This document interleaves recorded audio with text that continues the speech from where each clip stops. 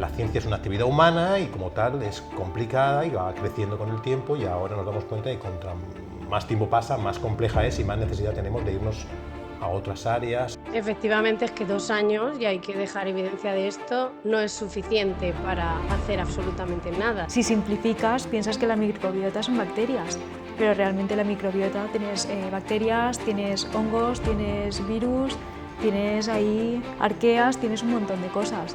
¿Qué es la vida? Que ese es un punto que me gustaría entrar y da para mucho.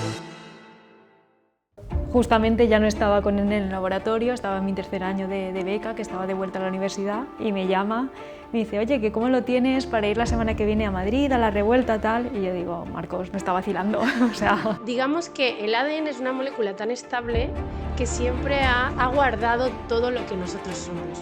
Vivimos una época dura con el tema de la pandemia y es verdad que luego llegó dinero para, pues, como siempre, ¿no? Se hace clic y dicen, pues igual hay que hacer más investigación. Entonces se dedicó un cierto dinero a formar a más investigadores y es verdad que no estamos acostumbrados a que los patrocinios, es una palabra difícil. No, es verdad, nos cuesta conseguir patrocinio. Este negocio es tan chulo que te dice, no, es que tienes que irte fuera. Y si no te vas fuera, a ti te pongo después de que haya ido fuera. ¿Por qué? Porque estas son las normas que hemos decidido y como sois muchos, tenemos que poner pues, filtros de todos los colores.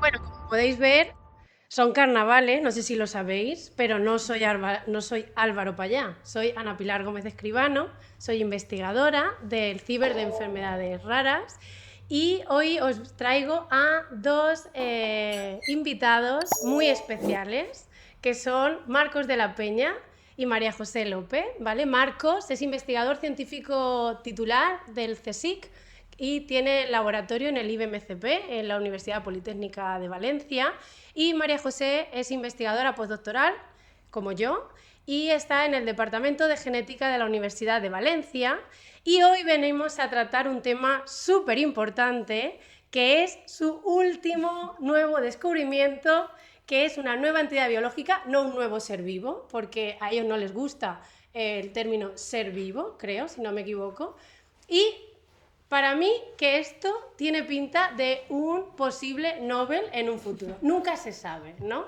Entonces, para empezar con este podcast, me gustaría introducir cómo surgió. Porque aquí estoy yo, no está Álvaro, porque como todo en la vida, cuando uno propone cosas, al final le llueve en la cara.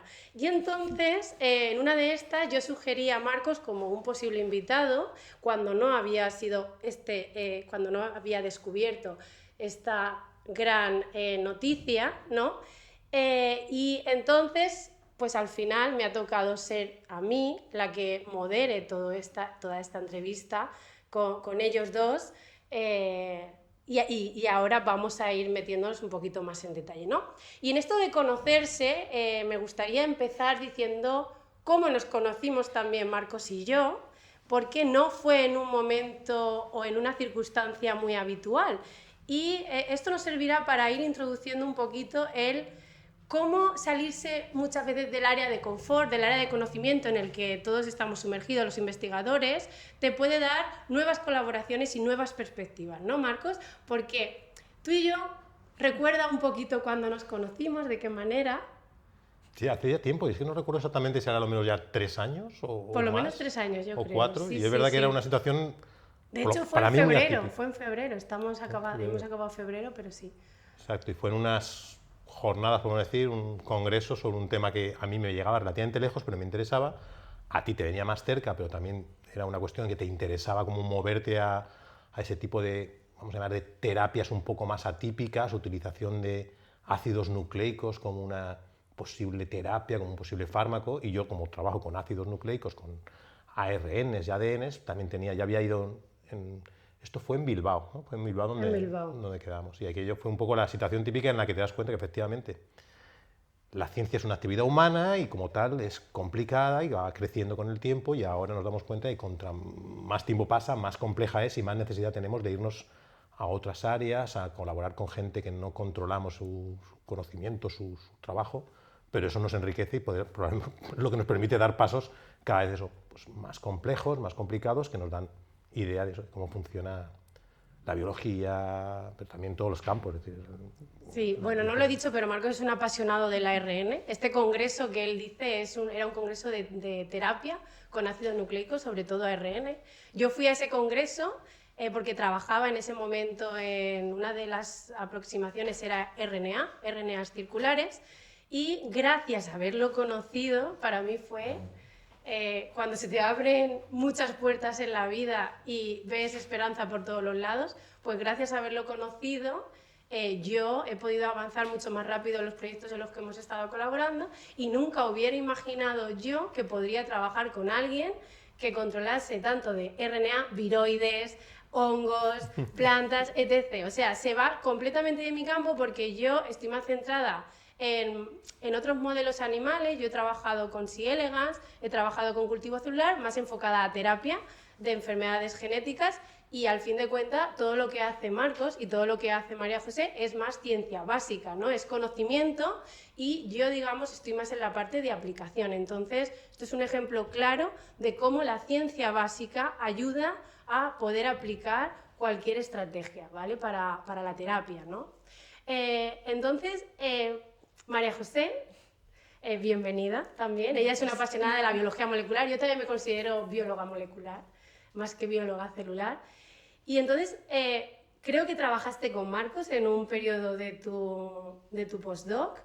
Cuéntanos un poquito cómo surgió esta colaboración, cómo conociste a Marcos, cómo es Marcos trabajando, porque aquí hay que sacar también los trapos sucios un poquito. Sí, lo sabe. Entonces, no sé, cuéntanos un poquito sobre eso. Bueno, pues realmente nos conocimos hace un par de años, ¿no? Yo acabé la tesis en 2021, época pospandemia, y pues buscaba un poco a ver qué oportunidades, qué becas podía pedir para continuar en investigación. Y bueno, tuve la suerte de que surgió una convocatoria de unas becas con fondos europeos, las Margarita Salas, y esas tenían como requisito hacer una estancia postdoctoral en un centro que fuera diferente al de tu centro donde habías hecho la tesis. Entonces nada, pues hablando con mis directoras de tesis, valorando pues posibles centros y tal, pues pensamos en el IBMCP, y bueno, y mis directoras de tesis que conocen a Marcos, pues me lo recomendaron, y así pues empezamos un poco ya a contactar. Al final pedí la beca. Aquello fue como, se suele decir, dinero caído del cielo o un regalo caído del cielo. Es decir, estas cosas son... vivimos una época dura con el tema de la pandemia, y es verdad que luego llegó dinero para, pues, como siempre, ¿no? Se hace clic y dicen, pues igual hay que hacer más de investigación. Entonces se dedicó un cierto dinero a formar a más investigadores, y es verdad que esto no es fácil tenerlo. Es decir, que alguien de repente venga a tu laboratorio ya con una tesis doctoral, con experiencia en biología molecular, con todos los conocimientos, como siempre tiene su contraparte negativa, y es que son 2 años. Exacto. Cuando por fin tienes ahí a alguien que te está sacando todo, te está ayudando en todo, está aprendiendo todo lo que le has enseñado, te has desinflado enseñando y aprendiendo, y se te va. Entonces es el problema que también tienen estas cosas, que la ventaja que te da tener a alguien que te da un plus, te da un paso, nos permitió avanzar en un montón de cosas. En ese momento, además, ya os explicaré luego, pero lo que hacemos mucho en el trabajo nuestro es la bioinformática. Lo que hacemos es trabajar con datos, nos estamos dando cuenta que nos estamos dejando mucha información por analizar. Gracias a un montón de gente también en bioinformática aprendemos y tenemos más conocimientos, pero siempre necesitamos ir al laboratorio, y ahí María José, por ejemplo, pues eso era mis manos, porque yo trabajo en el laboratorio, pero te absorbe tanto toda esa información, toda esa cantidad de datos, y ella pudo pues hacer un montón de experimentos que aún, de hecho, seguimos todavía continuando con su trabajo, porque ella se fue, y ahora pues tenemos otras nuevas personas que están trabajando en esta temática, y que de alguna forma te das cuenta que esa falta de ese regalo del cielo es un regalo un poco envenenado, porque claro, te ocurre lo que te ocurre, bueno, tú ya lo sabes, ¿no? Efectivamente, es que 2 años, y hay que dejar evidencia de esto, no es suficiente para hacer absolutamente nada. De hecho, cuando empiezas algo desde cero, 2 años te sirve para poner a punto cualquier cosa, pero ¿y los resultados qué, no? Yo, por ejemplo, tuve la suerte de tener 5 años por delante en mi postdoc, y aún así agotas 3 y 4 casi, y dices, pues que la gente que le dan 2, ¿qué hace, no? Entonces, esto es una limitación, porque efectivamente es un caramelo envenenado, porque o tienes algo muy en marcha, o estás muy ligada a ese tema, o te falta tiempo por todos lados, ¿no? Porque al final... Sí, al final se hace muy corto 2 años. Se hace muy corto. Y otra de las cosas, bueno, una de las ventajas aquí es que tus jefas y Marcos se llevan bien. Sí. Entonces, a pesar de que no estés con Marcos, podéis colaborar, ¿no?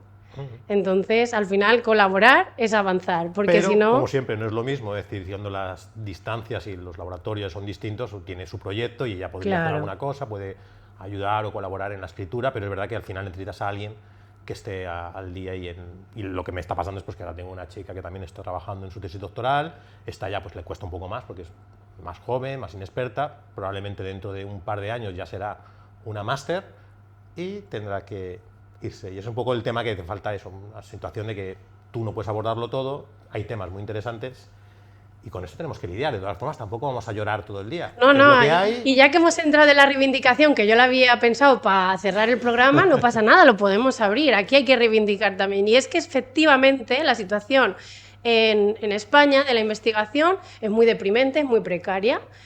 Yo como joven investigadora me he visto sumergida también en la incertidumbre de estoy investigando en enfermedades raras, en terapias y tal, estoy poniendo el máximo esfuerzo y al final no ves una estabilidad. Y supongo que a María José le Sí, a mí pasará... me pasa lo mismo. O sea, al final lo que haces es eso, vas ligando, si tienes suerte, una beca con otra, con un contrato de unos meses y vas tirando un poco así a lo que puedes optar. Sí, es así de triste y como viene diciendo Marcos, un postdoc, tanto María José como yo, los perfiles que tenemos, que somos personas que hemos estado mucho tiempo en el laboratorio, para un jefe de grupo como Marcos, pues te hace un mundo, te hace un papelón que flipas en el laboratorio. Problema que tenemos, no hay reconocimiento de la carrera investigadora, no hay una estratificación de los diferentes puestos, no hay un reconocimiento de que efectivamente hay que ser IP, pero el que no quiere ser IP no es peor científico, se puede ser postdoc durante toda la vida, porque debajo de cualquier IP hay un grupo muy potente de gente que son lab managers, que son técnicos, que son investigadores seniors y que forman el equipo de investigación. Y en España ese concepto no se tiene. Entonces hay que luchar por tener una carrera investigadora, un reconocimiento y una estabilidad, porque efectivamente no somos funcionarios al uso, pero podemos actuar como funcionarios. Entonces ese es el punto de todo esto. Sí, no, la palabra clave igual que has dicho también del concepto funcionario, es decir, el problema también de la ciencia que es un trabajo un poco particular y no se lleva bien con el concepto de funcionario, que No. es como existe aquí la figura de los investigadores, los profesores. De verdad que es algo que igual pues hay que fijarse en otros países y podría ser mucho más dinámico, podría ser, en vez de pensar en una plaza para toda la vida, que también es verdad la estabilidad, pues es verdad que la buscamos todos y al final la tienes, pero no es la solución. Es decir, puede que te dé la sensación vital de que, vale, ya estoy, pero es que no arregla nada, porque si luego esa estabilidad no está acompañada con una financiación, con la posibilidad de que tengas un personal de alguna forma pues eso, más estable, al final tampoco puedo hacer mi trabajo, aunque esté relativamente estable, financieramente tengo un sueldo, no, preferiría tener algo mucho más dinámico, que si no me fuera bien, pues pudiera tener que cambiar, no me importaría que me forzara a cambiar, o al revés, si me va bien, oye, que tuvieras más premios o tuvieras más posibilidades de seguir. Y es un poco eso, no hay que hacer ningún invento, ni la rueda está inventada y ves muchos países, tenemos Alemania, tenemos lo que dices tú, países en los que tienes igual alguien que es un IP, que manda igual un poco un grupo y luego tienes un montón de estratos de gente que trabaja para ese tema, que tiene también su estabilidad, no tienen por qué ser funcionarios, pueden ser investigadores y pueden estar ahí pues eso, un tiempo más o menos largo, lo que consideren, lo que crean, lo que le vaya bien, si te va mal te mueves a otro sitio, un poco más de un sistema más dinámico. Y es un problema que somos un país que seguimos anclados, yo creo, en eso, funcionario en el del 18. funcionariado. Es una Sí. sensación que te dice, y tienes luego que pasar una cantidad de papeleos y de historias, dices, no. Entonces, existen otras fórmulas, pero nos cuesta mucho. Tenemos muchas cosas buenas en este país, pero también tenemos cosas que nos gusta quedarnos, no sé, como Cómodos. en el pasado, una comodidad, no cambiar demasiado las cosas, como que nos cuesta salir. Pero esto es lo que hemos hablado también alguna vez, del tema de que al final eres estable, pero tienes que entrar en la rueda de pedir proyectos, financiación, y sí, tú puedes tener tu sueldo, pero si no tienes dinero para investigar o para contratar a gente que investigue, lo ridículo que de tener muchas veces, a mucha bueno, gente. el 90 y tantos % de las veces te dan dinero para que no sé quién tiene que hacer los experimentos, porque vamos, dinero para personal poco hay. Entonces, en otros países, efectivamente, como Estados Unidos, por ejemplo, o Alemania que quizás lo ideal es que se dé cierto dinero siempre a los investigadores y que los proyectazos, o cuando tú tengas una idea, que alguna vez también lo hemos comentado, que digas es rompedora, pues ya invierto todo mi esfuerzo a pedir un macroproyecto colaborando con tal y que cual y compito de verdad, pero aquí te ves Eso no obligado existe, ¿no? a competir por competir y cada 3 años tienes que competir, quieras o no quieras, entonces por migajas. O sea, todos los recursos. Es que Porque es una cuidado, cosa que aquí un Mineconfis tampoco es que sea la panacea, que son 100 y pico mil euros, como mucho 200.000, que ya es mucho, o sea. Sí, ¿no? Y eso tienes que sacar contrato, es verdad que es complicado y lo de siempre. El tema se reduce a que lo que hay es unos recursos bastante más limitados que otros países, tenemos lo que siempre hablamos de un PIB bastante mínimo y luego encima, para poner todo ya la puntilla, es que encima además parece que ese poco dinero más escaso se reparte de una manera un poco desigual, es decir, parece que hay que buscar razones para no dártelo y los que más o menos parece que ya se han montado en la rueda siguen haciendo lo mismo, seguimos con una especie de investigación clásica. Si sales de esa especie de línea clásica o conocida, el que está allí dice, no, esto no nos interesa, esto es algo que... El no lo dan por defecto a una mayoría de cosas un poco novedosas y se mantiene una especie de trayectoria de que los pocos grandes jefes que están bien financiados siguen manteniéndose y es un poco complicado que esa dinámica se rompa y al final te das cuenta que los jóvenes están, todo lo veo con los chavales que empiezan ahora intentando pedir sus proyectos con unas ideas frescas, nuevas, pues tienen muy mal y al final les están empujando a haz lo que hacía el jefe tal o cual, continúa lo mismo y esto es lo que conocemos y esto se mantiene. Y nos cuesta salir, es un poco... Bueno, es que en tu caso, por ejemplo, que has innovado, en vuestro caso, que habéis descubierto algo nuevo, un hilo del que tirar, súper interesante, y el ministerio va y os dice que dónde vas con ese hilo, céntrate en el que ya tienes, que dónde vas a coger otro billo de lana y a estirar, ¿no? Entonces, esto es muy triste, ¿eh? Sí, no, pero ya te digo, yo creo que hay que pensar desde fuera, si uno lo ve, dices que en parte es poco como lógico, tienes que repartir pues un poco 4 lentejas, es un poco miseria y nos hace un poco todos miserables, como digo yo, es decir, si realmente tienes que apostar, dices, pues oye, igual esto es como demasiado extraño y ¿para qué vamos a perder, entre comillas, el tiempo? También es verdad que igual no tenían pues eso, la perspectiva, el que te evalúa es un poco un compañero que está metido en su tema, conoce lo que haces y dice, empieza a hacer cosas, pues no, esto mejor pararlo porque es como demasiado arriesgado, ambicioso, ¿por qué no continúas? Y es la tristeza esa que el mensaje que te mandan, uno puede aceptarlo o no, yo no pienso aceptar ese mensaje, yo voy a seguir haciendo lo que creo que es interesante y sobre todo que le veo futuro y utilidad, entonces dices, joder, si hay gente que le interesa, por ejemplo, incluso cuestiones básicas, tienen posibilidad de aplicación o tienen posibilidad en salud, ¿cómo voy a decir, no, tengo que seguir con mi trabajo en un determinado virus o un determinado patógeno de plantas? No. Si veo una cosa que es interesante, la investigación tiene que tener esa dinamicidad, es decir, tenemos que cambiar y no quedarte, por lo que estamos diciendo un poco, en esa estructura de funcionario de abro mi laboratorio y hago lo mismo que hago todos los días de mi vida, y es un poco como que hay que saber dónde te metes e intentar cambiar un poco la mentalidad de los que te evalúan y los que están en... Sí, efectivamente. De hecho, dice mucho de ti, dice mucho de vosotros, de que sigáis por ese lado, a pesar de que desde arriba digan no.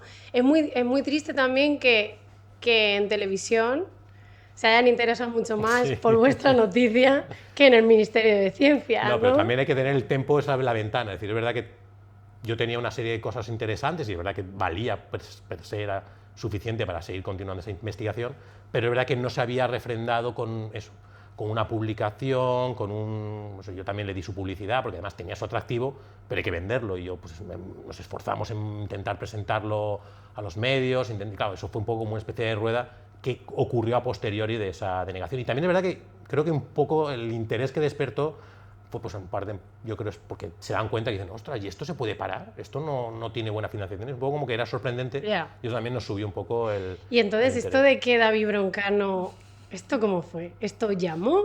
¿A raíz de qué? Esto contarnos un poco, porque es que al final, colaborar aquí es avanzar, pero es que también estáis rozando la fama, ¿no? Es la divulgación, que cuente ella la experiencia, cómo fue, claro, porque a mí me contactaron y yo pues digo, pues claro, estaban interesados en lo nuestro, en contar. Pero ¿te historia. contactaron quién? ¿Él directamente? La productora, ellos pertenecen a lo que es la productora del Terrat, que es una productora de humor y espectáculos, y vía la productora, las palabras fueron, David está interesado, contactaron con el consejo donde yo trabajo, el Consejo Superior, el CSIC, David está interesado en que vengáis, tenéis que venir los dos y contarnos esto porque le ha encantado y le parece súper sorprendente. Y digo, jaja, qué bien, el chiste está muy bien, pero no es 28 de diciembre, no veo yo que esto es un programa de prime time, la televisión, me cuesta explicárselo a mi madre, explicárselo a todo el vecindario, ya no te cuento. Pues no, es verdad, entonces se lo comenté a... Claro, entonces me llamó por teléfono, yo justamente ya no estaba con él en el laboratorio, estaba en mi tercer año de beca, que estaba de vuelta a la universidad, y me llama, me dice, oye, que ¿cómo lo tienes para ir la semana que viene a Madrid, a la revuelta, tal? Y yo digo, Marcos, me está vacilando, o sea, es mentira, digo, tiene que ser un día de estos, de, no sé, Los Inocentes o algo. Y yo, pero Marcos, ¿de verdad, tal? Y el que sí, que ¿cómo lo tienes? Y yo digo, bueno, pues Bueno, igual bien. tenemos que contar algo, ¿eh? Yo creo que hemos de contar un secreto, y es que hace unas semanas, cuando la cosa empezó a subir, ella me dijo, Eso es verdad. yo creo que salimos en El País, porque tengo un amigo periodista que le lo comenté y yo me había hecho un artículo de una cosa que habían descubierto, y Manuel Ansed es muy bueno y nos hizo una reseña súper chula, nos hicieron unas fotos muy divertidas, hicimos... La foto es maravillosa, a mí me encanta, Pues yo creo que ella dijo, está muy bien esto, pero yo querría ir a la revuelta. Uy, a ver, es verdad que solté un poco la broma. Sí, en lo plan dijo. ¿te imaginas que ella y nos una amiga llaman también. ¿Tú tal? crees que el colega movió hilos o...? No, yo creo eso lo comentábamos en Petit Comité un Era poco que por las fue- risas. Bueno, pero Podía haber mira, dicho otra alguien cosa, te escuchó, ¿eh? Pero entonces yo le dije, Claro, cuando la después llamé, yo le digo, dije, este me está "La soltando el revuelta- rollo". La revuelta ha llamado y quiere que vayamos. Me dice, estás de broma, ¿no? Soy yo. Sí. Y entonces yo me hice el tonto y dice, pero ¿tú no lo habías pedido?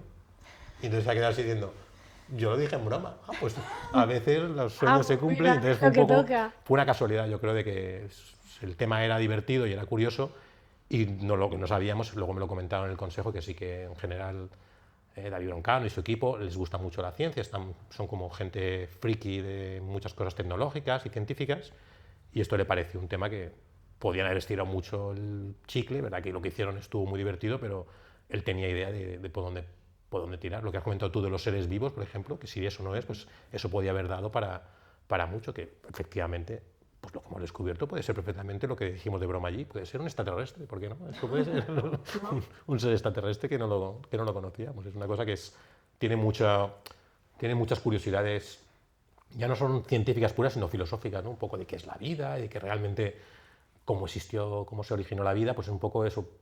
Sabemos que lo que decimos ahí en el programa, la vida es muy complicada, tenemos seres organismos complicadísimos, gigantescos, ballenas, secuoyas. Pero antes de entrar en qué es la vida, que eso es un punto que me gustaría entrar y da para mucho, María José, esto de ir descubriendo nuevos bichitos tiene que molar, ¿no? Porque al final, ¿cuántos nuevos bichitos podemos tener en nuestro...? Porque cuéntanos un poquito más sobre este nuevo bichito, esta nueva entidad biológica que se ha descubierto. O sea, ¿qué es?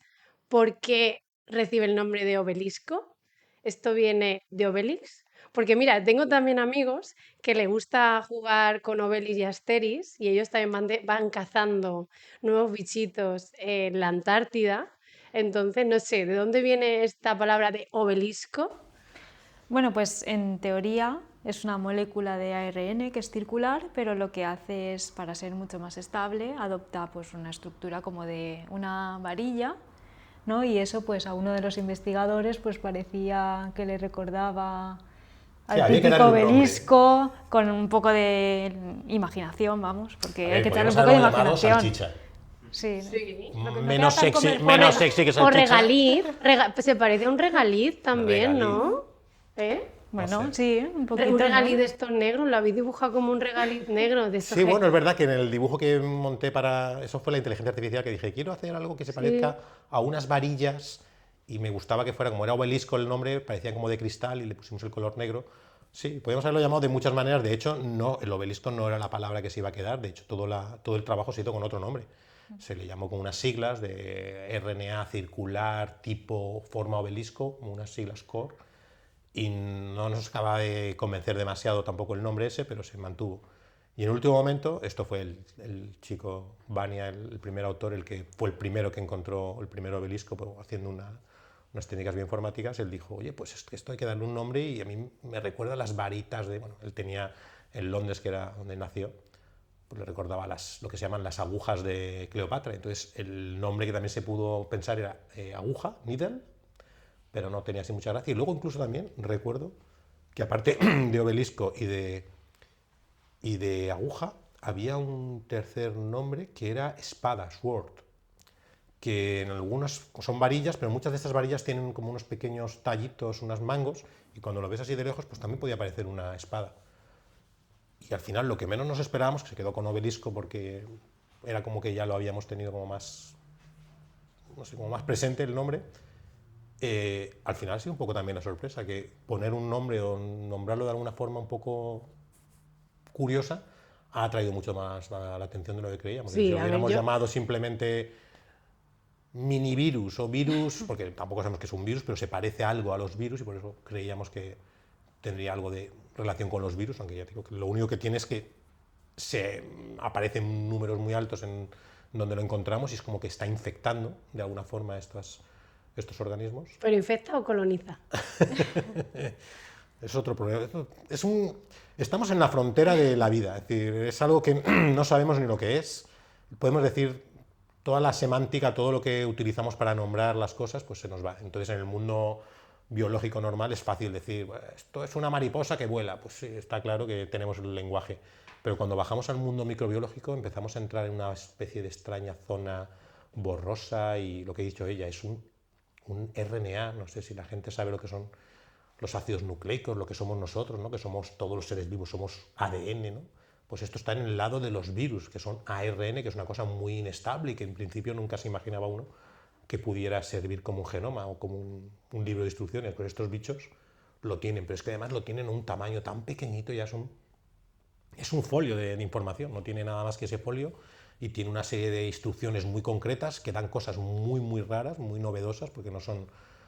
Hacen proteínas, como hacen muchos virus, pero son proteínas completamente distintas. Entonces, pues eso, descubrimos como ostras, un mundo completamente aparte y dices, ¿y esto está en dónde está? Pues lo encontramos en bacterias, es decir, lo encontramos, los primeros estudios eran en heces humanas y veíamos que se acumulaba a unos números brutales ahí. Pues tenemos, mucha gente lo tiene, pero mucha gente no lo tiene.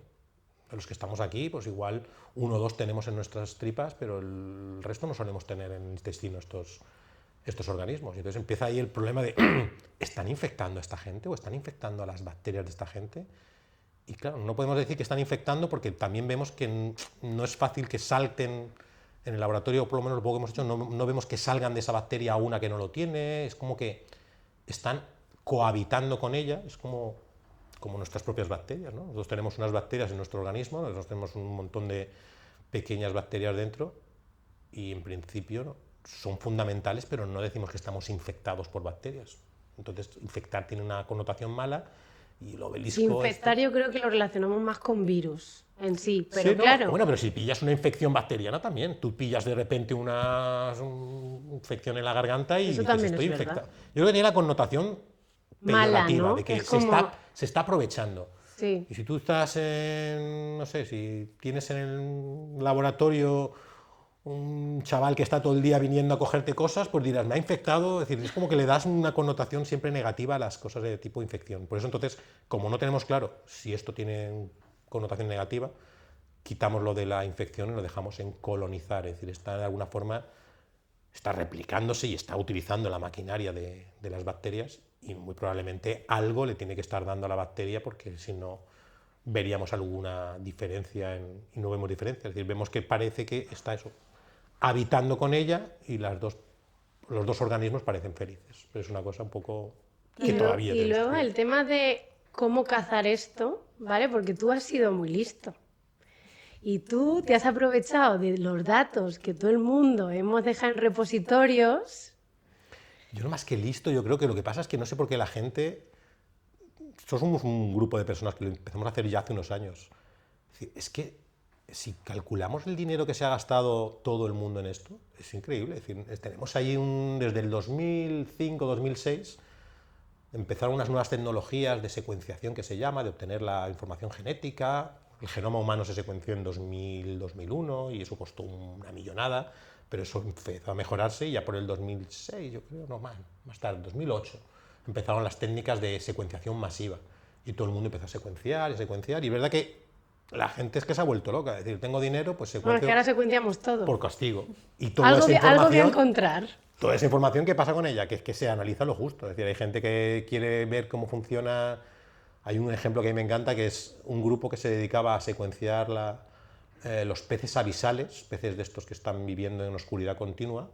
Querían ver cómo los genes que regulan la visión, tú que sabes mucho de cómo funciona la retina, el ojo, pues todos esos genes que regulan la visión y el proceso de formación de la visión ocular, pues se ponen y secuencian simplemente esos peces sacados de 3.000, 4.000 metros de profundidad, los secuencian y esa secuenciación la dejan depositada y ya está, ya han hecho el trabajo. Y eso, quien dice eso, dice cualquier cosa que te puedas imaginar se ha secuenciado. Y entonces hubo un momento en el que nos dimos cuenta y dice, ¿por qué no utilizamos esa información para algo más? Porque estamos hablando de millones y millones de gigabytes de información. Y es una lástima que yo creo que ahora estamos convenciendo a la gente de que eso se puede hacer. Poco a poco se dan cuenta que hay muchas posibilidades. Es verdad que no tienes que pensar de la manera clásica de esa información es tantísima que no puedes analizarla de la manera clásica de, pues voy a bajarme esta información a mi ordenador y la Claro, analizo. supongo que aquí la ventaja es, sí, yo me puedo descargar todos esos gigabytes, pero ¿cómo le metes mano Pero fíjate, ahí? sí que se puede, pero es que no puedes bajarte esa información. Si te la O quieres sea, bajar, si te quieres bajar esa información, primero tienes que tener unos mucha servidores potencia. brutales, pero sobre todo mucho tiempo, porque Claro. a la máxima velocidad que quieras, bajarte una parte de esa información te puede costar simplemente 1 año, 2 años. Entonces no tiene sentido plantearte bajar nada a analizar. Lo que hay que pensar es ahora lo que estamos haciendo, todo el mundo ya habla de la nube. ¿Qué es la nube? Vale. Pues eso es lo que hay que hacer, irse a la nube, irse a manejar todos esos datos que están en las nubes de Amazon, de Google, y esos datos están llenos de información brutal que nadie sabe. Hay un mogollón de organismos. Lo que os decía del pez, por ejemplo, antes, yo analizaba esos datos de ese pez sin buscar el pez, simplemente todos los datos, me salía de repente un nuevo virus que se parece a un virus humano que estaba justamente en ese pez, que dices, nadie iba a buscar este virus en este pez porque es probablemente un virus que ha terminado allí por razones evolutivas que no conocemos, pero que nos da información nueva sobre algo que nadie hubiera ido a buscar expresamente ahí, y nos da mucha información utilizando eso, toda la que está disponible. Y un poco lo que ha ocurrido con un poco los obeliscos es eso, que no hay que ir tanto a mirar un dato u otro dato buscando algo, sino que hay que mirarlos todos los datos conjuntamente y decir, vamos a ver, ¿qué tienen en común? En este caso buscábamos una cosa muy concreta, como era algo circular. Ostras, empezaron a salir, a salir, a salir. Al principio era un Obelix solamente. Y dijimos, pues si encontramos alguno más, habrá que llamarlo Axteris o habrá que llamarlo Panoramix. Cuando empezaron a aparecer 30.000, dijimos, Ya, aquí no tenemos tiempo ni de nombrarlos. más Y ideas, esto es ¿no? un caso concreto de algo muy particular que estaba ahí presente probablemente hace miles de millones de años, están por ahí danzando y nadie lo había mirado porque es un poco lo que decías tú, hay que tener un poco también los trucos informáticos, como tenemos tanta información hay que ir rápido porque si bajarte cuesta mucho tiempo, analizarlo también cuesta tiempo y dinero. Y hay que buscar Pero trucos. esto también es como las nucleasas del CRISPR, que también están por muchos sitios. De hecho, se han descubierto nucleasas ancestrales. Ahora están otros grupos investigando en identificar nuevas nucleasas.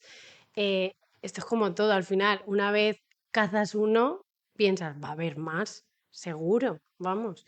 De hecho, me preguntaba si además de quedaros en el laboratorio cazando obeliscos de datos, si os animáis a ir a algún sitio a pescar alguno físicamente, porque esto es como todo. Mira, Francis Mójica, que es uno de los que participó en la identificación de las nucleasas Cas9 para luego promover la aplicación que se conoce hoy mundialmente como la edición genética vía CRISPR, él ha identificado en las salinas de Alicante nuevas nucleasas. Podríais iros para allá a ver si cazáis algún obelisco, ¿no? Que no pilla muy lejos. Porque luego tengo otro colega que se van a la Antártida y eso ya pilla mucho más lejos, ¿no? Entonces, es interesante porque al final, donde más remoto puedas identificar a estos bichos y luego sale una aplicación, claro, el ser humano no ha estado tanto en contacto con ellos. Y eso desde el punto de vista de, yo siempre pienso en terapias, estoy sesgada por ese lado.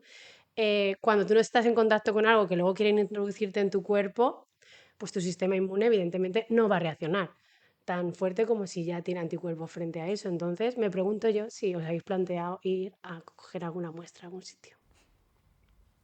Que diga María José, pero yo creo que Yo creo que está difícil, ¿no? no somos muy devota y cada vez, yo por ejemplo me estoy sesgando cada vez más a ser una rata de ordenador ahí todo el día buscando cosas con diferentes aproximaciones.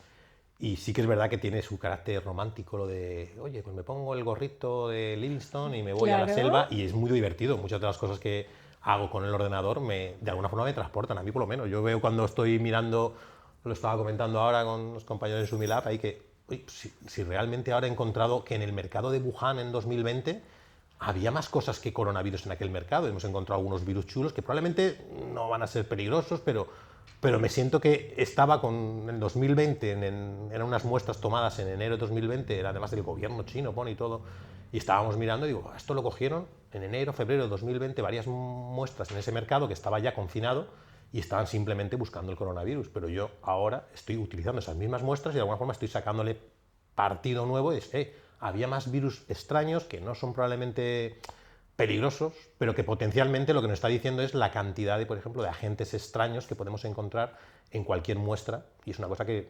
nos está abriendo también toda esta burrada de datos que tenemos, es que tienes la sensación de que estamos rodeados y no pasa nada, que nadie tenga miedo, no nos vamos a morir, los obeliscos están con nosotros, los tenemos en la boca y en el estómago, bueno, en los intestinos, probablemente desde siempre, y puede que en algún caso sí que dé un problema, es un poco lo que también dices, pues igual esto, si vas tirando, puede al final dar pues, terapias o dar alguna información de alguna enfermedad, y el problema es ese, que si no lo conoces, es muy difícil luchar contra algo que ni sabemos qué es. Entonces hay mucha gente que ahora pues, te contacta, oye, ¿habéis encontrado estos obeliscos que están en la boca? Pues sí, curiosamente lo hemos encontrado en una cepa muy concreta de nuestras bocas que lo tenemos la mitad de la población. Entonces la mitad de la población tiene, al menos en la boca, el obelisco replicándose. Pues entonces tiene alguna, pues no sabemos si tiene alguna implicación en nada, pero la microbiota de la boca y nuestra, pues es fundamental para muchas cosas, y saber que tenemos no solo bacterias, sino que tenemos en algunos casos una cosa circular pequeñita, ridícula, que parece un virus, que es un colonizador o que igual infecta. No lo sabemos, pero ahora sabemos que está. Entonces lo interesante va a ser que los clínicos o la gente que hace investigación más aplicada, pues lo tenga en cuenta. Y tengo ahora una colaboradora, la Universidad de Cartagena, que el otro día me escribía, pues vamos a hacer unos estudios de microbiota, vamos a incluir vuestros bichos. Perfecto. Que no encontremos nada o que, pues oye, mala suerte, pero si hay uno solo que logra encontrar una correlación con algo, pues nos sentiremos súper bien pagados. Yo creo que eso sí que nos daría un poco la sensación de que no solo es descubrir algo, sino que incluso ese algo pueda tener implicaciones en salud. Y eso lo tenemos que ir descubriendo poco a poco, porque es que lo que nos damos cuenta es que esto es un poco, que yo digo, hemos abierto un poquito la alfombra de la habitación y dices, ay Dios mío, aquí hay basura para parar un tren, porque tenemos muchas cosas raras que están ahí escondidas, que son en este caso lo que me interesa a mí, que son pues, unos organismos que están en el límite de lo que sería la vida, porque son tan simples y tan sencillos que es difícil verlos como organismos vivos, pero que igual, si empiezan ahora los médicos a decir, pues oye, obeliscos es uno, pero tenemos otras cosas un poco también raras asociadas con otros organismos protozoos o con algún otro tipo de hongos, por ejemplo, también que están en nuestra piel y que los tenemos, pues también tienen virus y también tienen organismos que no son ni virus, que no se tenían ni en cuenta, estaban como tapados ahí, pues los destapas y dices, oye, tenerlo en cuenta. El día que hará uno correlación y diga, oye, mira, pues resulta, el otro día me decías, de gente que trabaja en microbiota oral, relación con Alzheimer. Y digo, ¿pero qué tiene que ver? Y dice, sí, el Alzheimer y la microbiota oral sabemos que hay... De hecho, ahora que sacas el tema de la microbiota, cuando me contaste, cuando yo vi esto y estuvimos hablando en algún momento, yo directamente fui a correlacionarlo con algún biomarcador, porque hay un montón de enfermedades, sobre todo neurodegenerativas, que estamos en busca y captura de un biomarcador que te dé pistas de que se está iniciando el proceso neurodegenerativo y te permita llevar a cabo una progresión de la enfermedad a nivel molecular, que no aparezcan síntomas todavía, pero sobre todo desde el punto de vista de un ensayo clínico, que tú quieres evaluar una terapia y ver si está funcionando, que muchas veces estas terapias cuanto antes se da es muchísimo mejor. Si tú tienes algo que te esté diciendo, oye, que dentro de un tiempo va a pasar esto, pues es muy interesante. Entonces yo me lo llevé desde un punto de vista de la aplicación a biomarcador. Pero yo sé que María José tiene otras hipótesis que también son súper interesantes y que vamos a tener que abordar ese problema en un futuro bastante próximo, ¿no? Sí, a ver, la verdad es que es una hipótesis que la lancé así como un poquillo al aire, pero Bueno. que parece que ha calado un poco. Todo es posible. Yo creo que lo bueno que tiene esto es que, ahora lo explicas, pero esto es un tortazo, un poco la sensación de vamos a ver, queréis hablar de biomarcadores, queremos hablar de microbiota, no tenemos ni idea de lo que tenemos es decir, tener una cosa como esta, un organismo en el límite de lo que podría considerarse un organismo, replicándose o colonizando a unos niveles brutales, es que es una torta en toda la cara, es decir, no tenéis ni idea y tenéis que seguir mirando para intentar entender, pues eso, un poco lo que dices tú, los problemas que todavía no entendemos cómo luchar contra ellos, y esto es un poco una posibilidad más. ¿Sí? Claro, yo lo lancé así un poco al aire porque sí que es verdad que, bueno, las proteínas que tienen estos elementos son desconocidas, ¿no? No se sabe qué función tiene, pero sí que se ha visto que hay algunas que tienen pues cierta similitud con algunas proteínas relacionadas con el metabolismo de antibióticos, entonces pues ese igual es un hilo del que se puede un poco ir tirando, es algo que es muy inicial y que obviamente pues necesitamos investigar mucho más, pero oye, necesitamos investigar, es algo dinero. que es muy exactamente, y es algo que es muy importante porque Sí. es lo que has comentado, la resistencia a antibióticos, o sea, las bacterias multiresistentes es un problema que es real y va a ser muy potente en el futuro. Y yo estoy notando que hay bastantes casos últimamente en operaciones que están cogiendo bacterias, por mucho que esté todo muy aséptico y demás, está siendo cada vez más frecuente. Yo a nivel personal tengo a mi hermano que justamente cogió una bacteria bastante peleona en una operación de rodilla y fue un problema. Estuvimos unas semanas bastante preocupados porque no respondía a los antibióticos y entonces esto puede ser un problema muy grave a corto medio plazo. No, está entonces, siendo. y lo está haciendo ya. actualmente ya. Entonces hay que poner encima de la mesa eso y si esto puede servir, pues fijaros el filón que hay aquí, porque esto serviría para muchas circunstancias. Claro, y todas las demás aplicaciones que pueda tener, porque al final algo que se encuentra dentro de las bacterias que forman parte de nuestra microbiota está relacionada con muchísimas cosas, con nuestra salud y con nuestro bienestar. O De sea, hecho, que de ahí... como comentaba Marcos, muchas enfermedades ahora mismo van a parar a la microbiota, porque al final una enfermedad, una condición patológica puede cambiar la microbiota. El hecho de tomar un determinado medicamento puede cambiar la microbiota. El hecho de tolerar mejor un medicamento u otro también puede venir de la microbiota, ¿no? Entonces, ¿quién no nos dice que no sea todo la microbiota y que sea parte de las cosas que tiene esta microbiota, como son los obeliscos, ¿no? Sí, sí, no, y además lo que, un poco redundando lo anterior, es decir, y que lo que está diciendo es que tampoco tenemos muy claro qué es la microbiota. Claro. Cuando uno de los, probablemente además, hay un trabajo que además conozco de hay gente que nos ha continuado un poco intentando caracterizar lo que hemos encontrado, se han fijado en un detalle que nosotros ya veíamos que era muy abundante, vemos que se acumula a lo bestia, en el caso, por ejemplo, de la boca, la bacteria lo acumula, estamos hablando de 1000 a incluso 2000 obeliscos por bacteria. Imaginaos lo que significa que la cantidad. Entonces, es una de las moléculas más abundantes dentro de la bacteria, el obelisco. El obelisco. Entonces, no sé si tendrá una función o no tiene una función, pero lo que nos está diciendo es: nadie se había dado cuenta de que esto que es tan abundante en este caso de la boca es una bacteria tan conocida como Streptococcus sanguinis, que es una bacteria que además si tienes una operación bucal y termina pasando tu torrente sanguíneo, esa bacteria termina colocándose en tu corazón, en tus válvulas del corazón y terminas con una inflamación del corazón, que es una fiebre reumática que suelen decir, que puede ser muy peligrosa. Es importante saber cómo funciona esa bacteria con o sin obelisco y nadie lo había visto. Y entonces un poco ya no es solo lo que dé de sí el obelisco, sino qué nos queda por saber para conocer realmente a microbiota. Tenemos que conocer de qué está compuesta y no tenemos ni idea de este, que es un ejemplo, y nuestra idea y esperanza es que nos queda mucho más por conocer, en este caso por lo que me interesa a mí, RNAs o pseudovirus o pseudoagentes, pero también más cosas que pueden estar ahí delante de nuestras narices y que con toda esta información que, como digo, se ha conseguido gastándose una millonada, nadie le está echando un vistazo, pues un poco porque cada uno tiene su tema y lo que nos toca es, pues eso, colaborar, ir a Bilbao, conocer a alguien que dice, yo quiero redes circulares, y este tipo de cosas es lo que siempre hemos llamado como la complejidad, ¿no? Como la investigación y la ciencia necesita Pero eso. de hecho o sea, justamente lo que habéis hecho vosotros es aprovechar el dinero que ya se ha invertido en sacar datos como en en trabajar mucho más esos datos para poder sacar mucha más información, porque al final eso ya estaba hecho, ¿no? Eso es una aproximación a nivel científico muy eficiente y es aprovecharse de lo que ya hay para poder encontrar algo más, ¿no? Cuando mencionas lo de la boca, ¿solo está en esa bacteria? ¿O no sabemos si hay otras bacterias que la tengan? Bueno, y otra cosa, os lo vais a mirar vosotros, ¿no? ¿O qué? Estamos en ello porque, como he comentado, la mayoría de lo que se encontró al principio era en heces y es muy complicado trabajar en laboratorio con heces y con el RNA. Hombre, complicado y que huele. Aparte de lo desagradable que pueda ser, encima es que es una situación difícil de aislar, pero en boca es más sencillo y se acumula bastante y ahí probablemente estamos en ello, estamos intentando poner un protocolo para encontrarlo.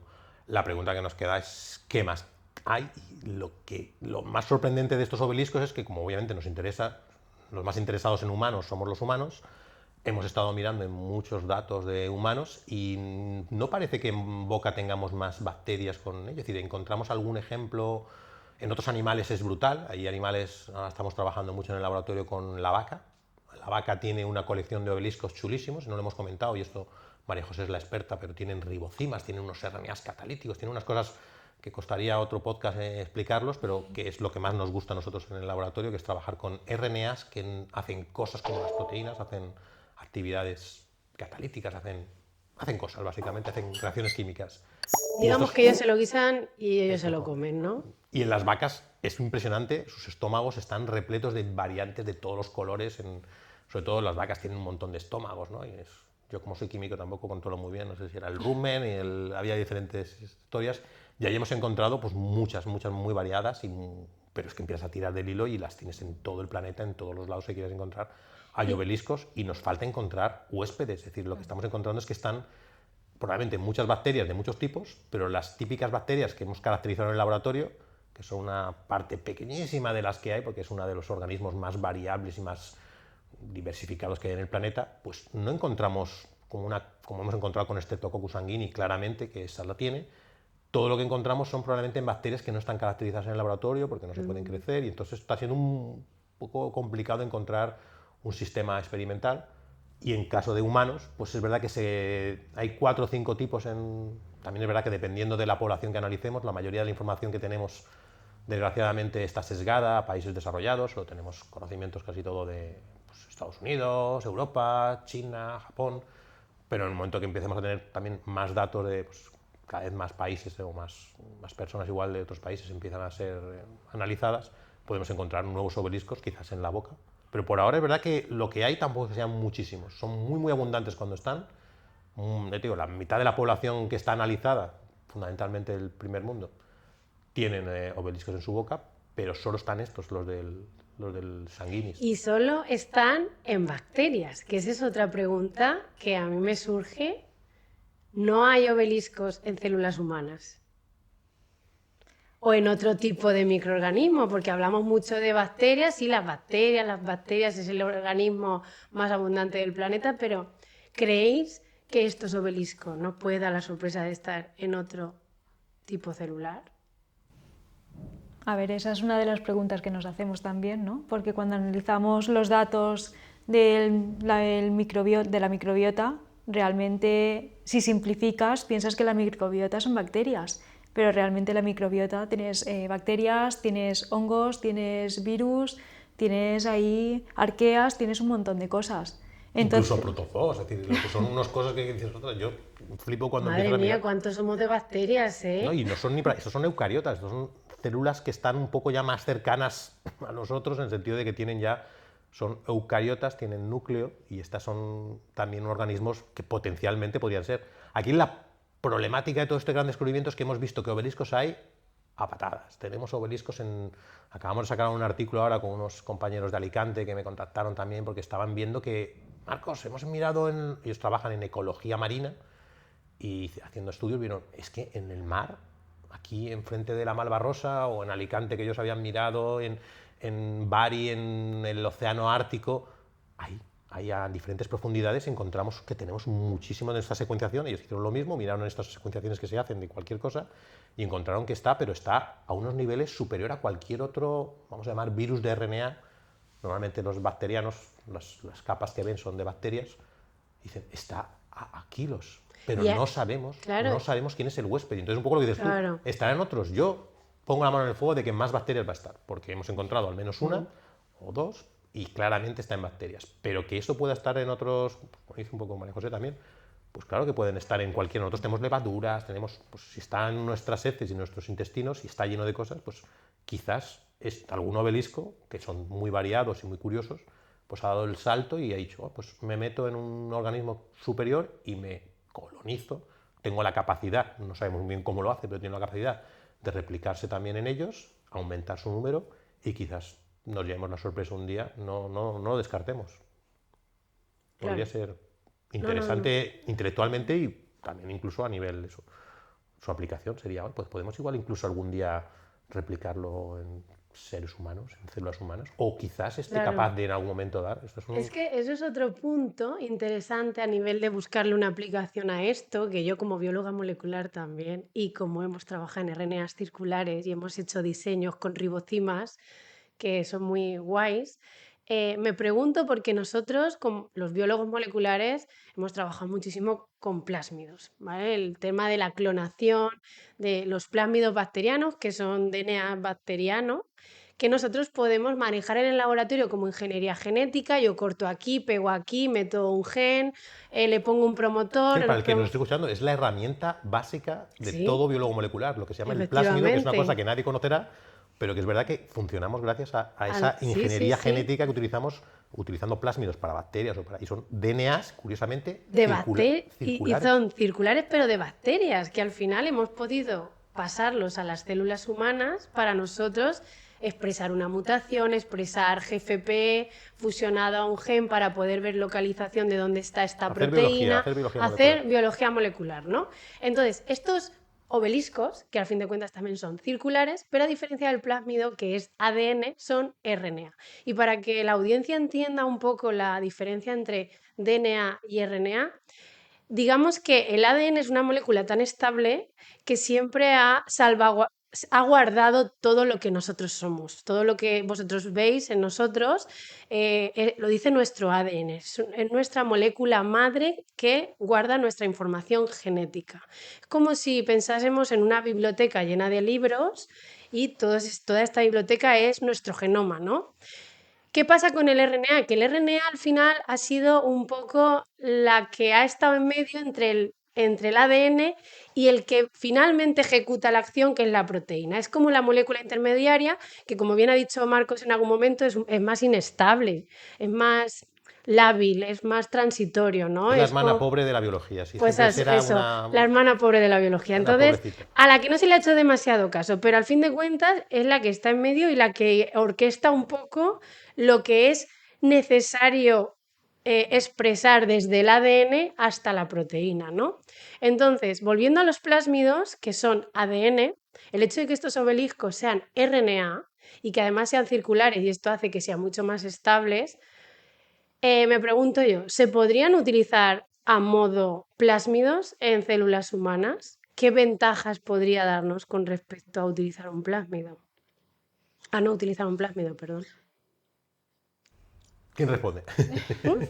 La respuesta es sí, se podrían utilizar, pero no sabemos cómo. Lo estamos utilizando en bacterias. Y está muy bien sacar el plásmido, no nos gusta nada porque el obelisco tiene su personalidad propia y no queremos que lo mezclen con nadie. Pero sí, en el propio artículo ya llegamos a la conclusión de que había que mencionarlo. Tiene esas particularidades de ser circular, que es una cosa muy primitiva, vamos a llamar, en biología, que es la forma más fácil de replicar algo, aunque se podría dibujar, es como eso, una especie de facilidad, lo que llama el círculo rodante. El mecanismo de círculo rodante es muy fácil de copiar algo, no tiene inicio ni final, y entonces tú haces múltiples copias porque eso no para, y lo que hay que hacer es cortarlo luego, que los ribozimas lo hacen, o lo hacen otras proteínas, cortas genomas únicos. Es como si nosotros mismos fuéramos, no sé, hay que imaginarse que físicamente es lo más sencillo de multiplicar. Nuestro genoma es muy complejo y va por moléculas lineales, los cromosomas famosos, y los plásmidos es un poco, recapitulan eso, es decir, y los cromosomas también de lo que es la bacteria también son circulares. no tienen inicio y final, entonces como que se copian fácilmente. Y los obeliscos pues se parecen demasiado, es decir, a un plásmido en el sentido de que codifican un par de proteínas, pero la sencillez que tienen es que son muy pequeñitos, son 700 o 800 nucleótidos a 1100, 1200, cualquier plásmido suele ser más grande ya que eso, suelen tener al menos 2000, 3000 pares de bases, son de doble cadena, pero sí que tienen una particularidad esa que parece que serían lo mismo. Nosotros en el laboratorio los hemos metido en bacteria y parece que vemos también que la proteína que se codifican produce proteína. la sintetizan con bastante eficiencia, no sabemos el mecanismo cómo lo hacen. ¿Y los purificáis fácilmente también? ¿O cuesta...? Sí, bueno, no se acumulan, es decir, lo que ocurre en la naturaleza no lo hemos logrado todavía llevar al laboratorio porque si tuviéramos sanguini, como Streptococcus sanguini, sí que lo tendríamos a kilos porque vemos que se replica y se acumula mucho más que un plásmido de DNA. Y lo que hemos hecho es usar bacterias típicas de laboratorio y ahí lo vemos, pero no llegamos a tener las características. Aparte de que el truco es que no logramos que se repliquen, entonces estamos utilizando otro truco que es meterlo primero en DNA, el DNA se transforma en RNA y ese RNA es el que se acumula a unos niveles menores de lo que nos gustaría. Pero sí que es verdad que el objetivo final sería, oye, si esto algún día lo logramos replicar en una bacteria de manera estable y tener las proteínas, lo podemos utilizar como una especie de plásmido. Pero es verdad que creemos que la biología actual, el RNA, excepto los obeliscos y los virus, lo ha ido un poco quitando de en medio. Es decir, es como lo que estabas comentando antes, es el hermano pobre en el sentido de que hace el mensaje, es como un mensaje de autodestrucción. Voy a hacer una proteína, mi DNA es súper estable, es lo que voy a transmitir a mis hijos y está aquí durante todo el planeta y todos los seres vivos usan el DNA. Y el RNA es un mensaje de autodestrucción en el sentido de que sales, das tu mensaje que normalmente sale proteínas, aunque hay otras funciones muy complicadas, pero lo hace el RNA, pero lo normal es que haga proteínas y ese mensaje hay que autodestruirlo rápido. Eso hay que quitárselo de en medio porque tenemos un montón de mecanismos para quitarnos el mensaje de en medio. Entonces esos mecanismos hacen que los RNAs en el planeta actualmente estén muy poca vida, desaparezcan enseguida y entonces utilizar el obelisco podría ser una función, pero sabemos que va a haber un montón de maquinaria que lo va a intentar degradar. Pero sí que tiene un punto positivo y diferente a los plásmidos, que es que tienen ribocimas, y eso igual pues sí que se podría utilizar, ¿no? Podría ser algo diferente a lo que ya se conoce y lo que se gasta y que le podría dar pues un plus. Sí, los obeliscos que tienen ribocimas es lo que más nos interesa a nosotros y son como más autosuficientes, pero hay que decir que la mayoría de los obeliscos que hemos descubierto ni tan siquiera utilizan ribocimas, no sabemos muy bien cómo se... ¿Y cómo definiríais una ribocima para que se entienda de una manera más coloquial? A ver, así un poco, sí, de forma coloquial, pues serían como unas tijeras moleculares, ¿no? Que lo que hacen es pues cortar a sí mismo en un punto concreto. El RNA. Exacto. Porque a diferencia de las típicas tijeras moleculares que hemos escuchado mucho en edición genética, era doble cadena de DNA. El CRISPR sí, esto sería DNA. Un RNA que corta a un RNA en una posición concreta. O sea, se corta a sí mismo. Es como autocatalítico, claro, es sus una propias tijera que tijeras. Él mismo codifica el mensaje para pues, hacer la proteína, pero a la vez ese mensaje que codifica una proteína además tiene información para hacer otra cosa a nivel de RNA. Y es una cosa que se considera un poco lo más primitivo que hay en el planeta, probablemente sea eso. Una ARN que haría todo, haría el mensaje, soy capaz de hacer el mensaje y a la vez soy capaz de hacer la función. Es un poco lo que... Entonces eso... La analogía del huevo y la gallina, de qué fue primero, si el huevo o la gallina, pues en el caso de que fue primero el DNA o la proteína, pues era el RNA, que sería una especie de ni gallina ni huevo, sino un huevo con plumas, hacía todo. Era capaz de mandar el mensaje y a la vez hacer la función catalítica que hacen las proteínas. Y eso es lo que se plantea y que es muy atractivo y que la mayoría de los que trabajamos en el campo lo tenemos como un dogma de fe casi, que es que lo primero que hubo en este planeta pues no sería obviamente, no apareció una ballena ni apareció un árbol, lo que apareció es una cosa muy muy sencilla que podría ser... ¿Un obelisco? Una cosa pareció un obelisco, obviamente no un obelisco porque el obelisco está utilizando toda la maquinaria de proteínas y toda la maquinaria de la bacteria, pero algo pareció un obelisco en el sentido de que era una ARN, lo de circular tendría mucho sentido, y que además tenía las funciones de tijeras moleculares para procesarse cuando se replica y además sería capaz incluso de replicarse a sí mismo. Eso sería el primer poco lo que planteamos como el primer organismo vivo y es el que seguimos buscando, que probablemente igual ni existe ya en el planeta, pero si lo encontramos pues podríamos tener una imagen de cómo podrían ser los primeros organismos vivos que surgieron en el planeta. Y conceptualmente es válido. En la práctica pues probablemente o no existe o quizás incluso ni existió. Es decir, podría haber otras opciones para que la vida tuviera Esto es un lugar. choque más contra el dogma de la biología molecular, ¿no? DNA, RNA, proteína. Entonces, al Bueno, no final... es tanto choque, porque yo creo que ese dogma está muy bien pensado. El señor Crick lo montó muy bien y no lo dijo mal. Él dijo claramente que la información cómo va, él tiene claro que va del DNA al RNA y del RNA a las proteínas, pero él ya lo planteaba antes de que se descubriera. El RNA también podría mantener la información como tal, podría también irse hacia el DNA.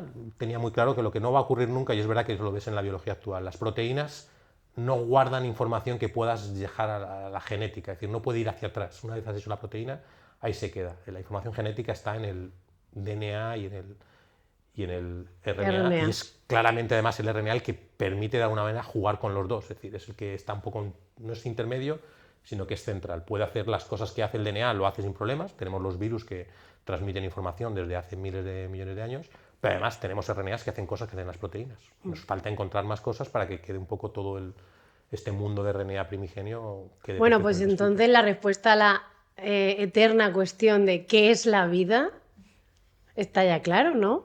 RNA, Para algunos sí, pero para ¿no? otros es... RNA. Sí, sí, el RNA, yo para mí explica muy bien todo lo que es de hecho, hay un chiste por ahí que lo vi hace poco, que es el RNA es probablemente el que hace todo y las proteínas simplemente son una manera de hacer funciones. Ya me he cansado, el RNA ya se cansó de hacer cosas, dice, oye, haz tú las cosas, es como el que manda, el RNA, el que ordena que hagas las cosas, y luego de vez en cuando escribe notas. El RNA dice, uy, me voy a tener que estabilizar, que me están molestando. Pues vale, me paso a DNA y entonces me estabilizo como DNA, pero el DNA lo único que hace es como un poco ser el libro que mantiene el RNA para seguir existiendo. Y entonces todo pinta que sí, que muy probablemente los primeros pasos de la vida eran montones de RNAs que existían, que hacían su vida tranquilamente, pero que empezaron a complicárseles las cosas, empezaron a ser cada vez más inestables porque había más proteínas y dijeron, vamos a pasar a DNA. Y ya surgió lo que se llama vida, las formas de vida estándar que conocemos, son todo células y usan DNA como manera de guardar el RNA. Y luego el tema, volviendo a la publicación, que es un Cell, que es una revistaza, no sé si tienen más de 60 de Impact Factor, pues una de las revistas más prestigiosas del campo. Esto de publicar con un premio Nobel, y tengo que decir que yo como gusanera que he sido, Gusanera. me dais muchísima Suena feo, envidia, gusanera. porque Andy Fire es un premio Nobel gusanero. De hecho, hace como 3 años o 4 lo conocí personalmente en Logroño en un Spanish World Meeting, porque nosotros somos tan frikis que hacemos nuestros congresos españoles de gusanos con C. elegans. Y es que es una persona que es que pasa súper desapercibido. Para mí, la impresión que me dio es que es humilde, no lo siguiente. Entonces, ¿cómo es Andy Fire trabajando con él, colaborando con él? Y esto de publicar con un premio Nobel, lo siento mucho, pero es que a mí me dais una envidia, ¿no?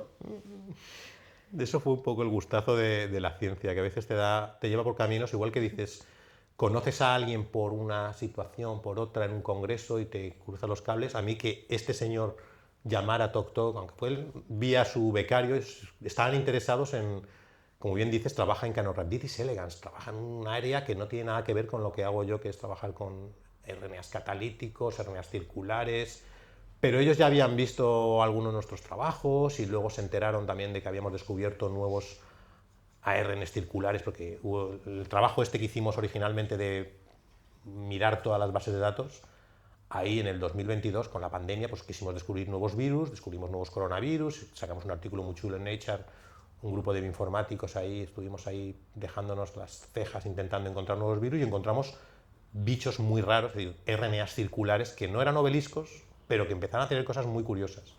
Y yo creo que esto pues, es un poco lo típico, te das un buen escaparate como una publicación en Nature y atraes gente. Y cuando te llama a la puerta alguien que te dice, no, estamos interesados en vuestro trabajo porque queremos buscar esto en bacterias. Y digo, claro que queremos buscarlo, llevamos siglos buscando, siglos, ¿no? Pero años buscando estas cosas en bacterias porque sería un poco lo que estamos diciendo del origen de la vida.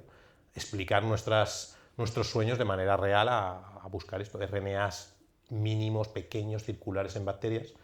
Y ahí tuvimos la suerte de que este premio Nobel además tenía pues, un atractivo personal para mucha gente, porque es un tío muy listo. Es un tío que efectivamente, como bien dices, humilde, no lo siguiente. De hecho, está cansadísimo del tema del Nobel. Yo creo que se le ve un poco ya muy saturado, porque es una cosa que le pasa a todos los nobles. Hay gente que decide cambiar su vida y dicen, pues ahora voy a dedicarme a dar charlas por todo el mundo y mi tema lo llevan a unos laboratorios. Él no, él está en el laboratorio, él sigue trabajando. Y él lo que pasa que también, caenorhabditis, no voy a decir que no sea un sistema fabuloso. No digas lo contrario, no, ya sé que me vas a morder, pero la gracia está en que él dice, yo quiero, ya una edad, tendrá 60 y tantos años, y a él le gustan cosas, pues eso, un poco tiene la posibilidad de trabajar en temas que igual, pues los que estamos en ellos tenemos problemas para financiarnos, porque probablemente tienes otro activo, pero es verdad que suena un poco a, esto parece tu hobby, estás buscando cosas, el origen de la vida, y él está metido en eso y lleva ya un tiempo que está también interesado, y dijo, queremos hacer esto y queremos que lo que tú estás haciendo y con esta gente que estés mirando nos puede venir bien.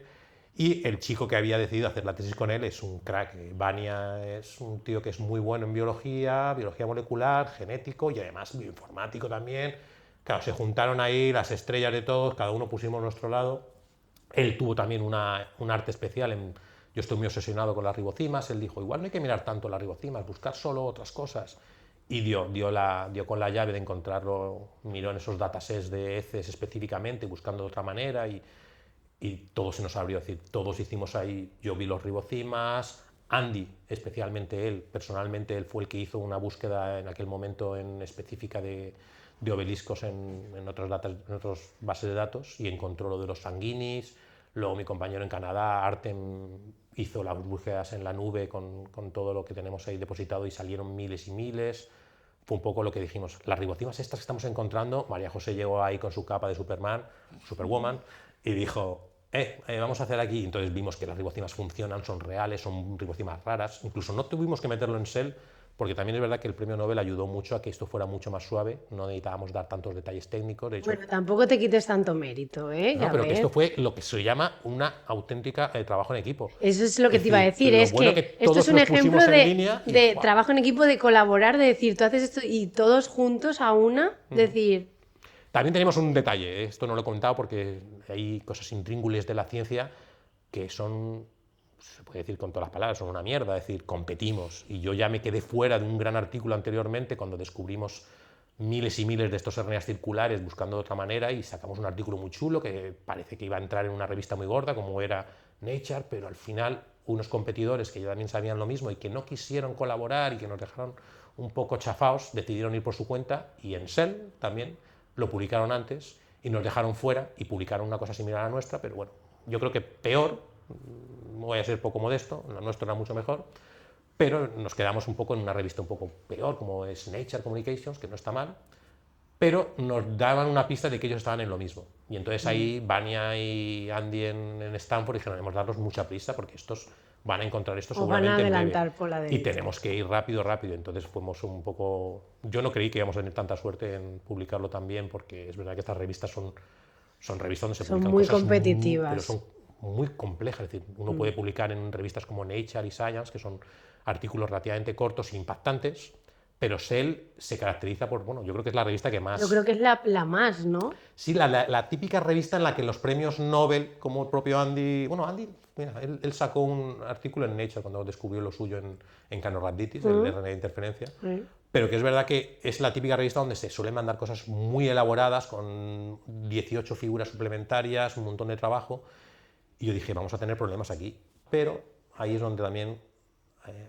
Amy es otra de las que es la experta en microbioma, dijo, hemos hecho un trabajo fundamentalmente bioinformático con un poquito de biología molecular, si no mostramos mucho, quizás no nos pidan mucho. Y efectivamente tuvimos la suerte de que es verdad que, refrendados por grandes investigadores de renombre, nadie duda de que el trabajo es correcto, y es un poco también cómo funciona la ciencia. Somos seres humanos haciendo trabajo que nos van a revisar seres humanos y quieras o no quieras tienes un sesgo. Entonces, si te viene una persona con un nombre tan prestigioso, con un descubrimiento tan curioso, es verdad que lo normal es, se suele decir que cuando uno hace un gran descubrimiento tiene que aportar grandes pruebas. Es un poco como que te exigen más contra más sorprendente sea. Aquí tuvimos un poco la suerte y pues gracias a Alemania, no voy a decir gracias a Dios, pues pudimos colocar bien el trabajo, que es espectacular, pero que es verdad que en condiciones igual normales hubiera necesitado mucho más trabajo, incluso podíamos habernos pillado los competidores, porque creemos que estaban también en lo mismo, debían de tener algo parecido y nos adelantamos un poco. Bueno, muchas veces es inevitable que en ciencia se esté trabajando en lo mismo.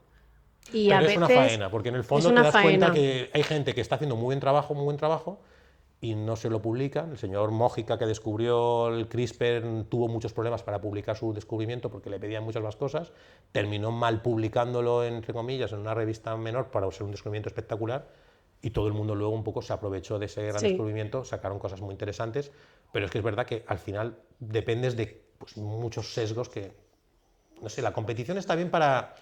Es complicado, la ciencia es verdad que es Pero una lo quería decir actividad... porque hay veces que incluso hay trabajos que la misma revista, o sea, que si llevan más o menos el mismo timing de publicación, se pueden publicar los dos. Exacto. Eso a veces ocurre. Hay que llegar a un acuerdo también, Claro. eso es el problema, que a El veces te puedes problema- quedar fuera porque el timing de uno o de Sí. otro es distinto o considera que tienen más posibilidades.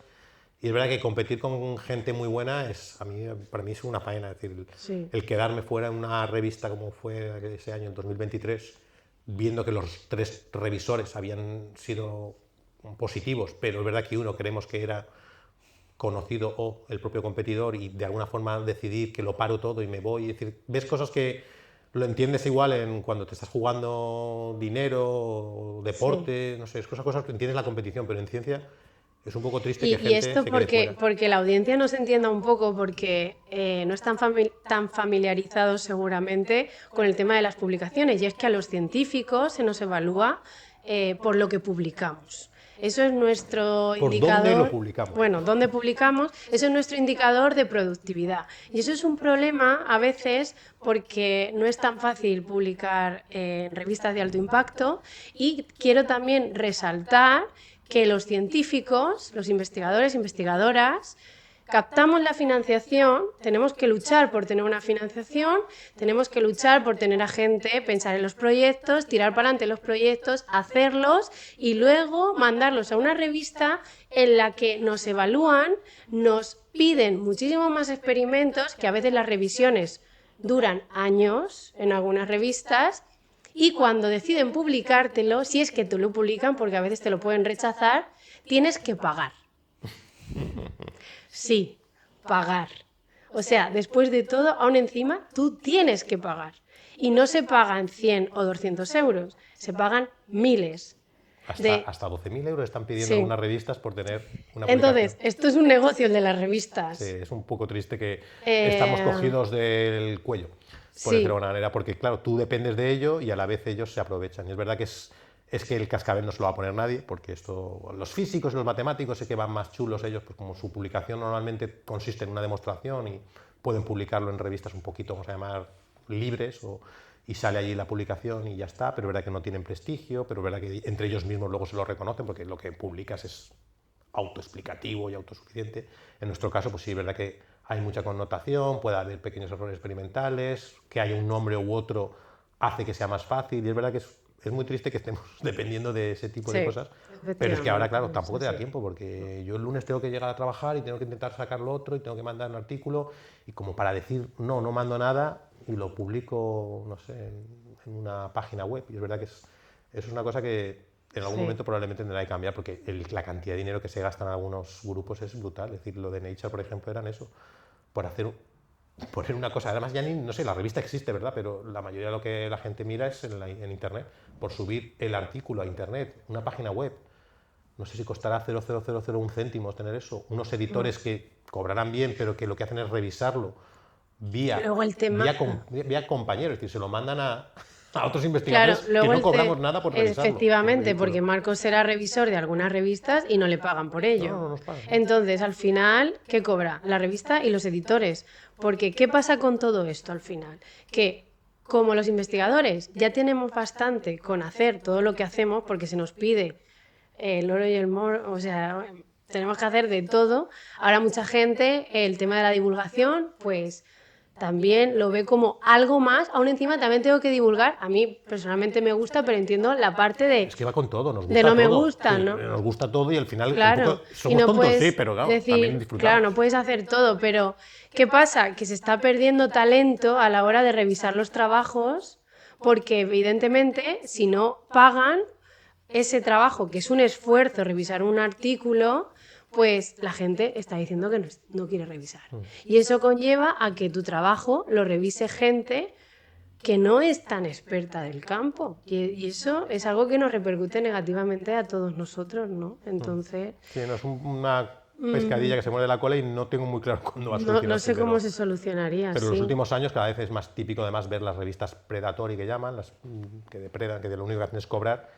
Y es verdad que ese tipo de cosas Sí. va a ser complicado. Pero esto creo que sale del tema ya de nuestros Sí, favoritos, sí, ¿eh? Nos esto hemos sí. ido- Volviendo otra vez al Nobel, a mí me gustaría saber, que tenemos que ir cerrando, y eso, ¿sigue las colaboraciones activas con Sí, lo que pasa Andy es que o qué? como lo mismo que María José, ¿eh? ¿Dónde está Vania? ¿Tú sabes dónde está Vania? Vania se ha tenido que ir a otro laboratorio, ha hecho una tesis Vaya. con un solo artículo, pero lo más brutal que te puedas imaginar, para mí me ha parecido espectacular el descubrimiento, pero él ahora está pues, eso, haciendo un postdoc, se ha ido de Stanford a San Francisco, es decir, ha cruzado la bahía y lo único que ha hecho es seguir con su tema porque él lo ve como le digo yo, son sus babies. Esto ha sido una cosa que él vio puntualmente.